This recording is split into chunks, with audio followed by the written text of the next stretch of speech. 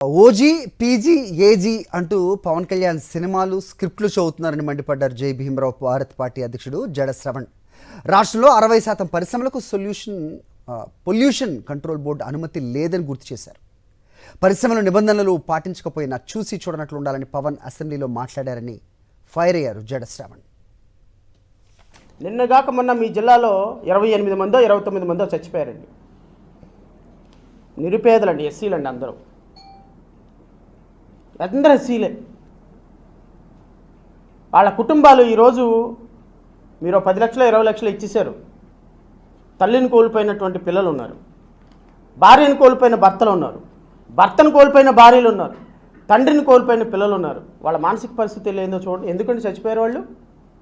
మీ ప్రభుత్వ నిర్లక్ష్యం కారణంగా, మీ ప్రభుత్వ అధికారుల నిర్లక్ష్యం కారణంగా.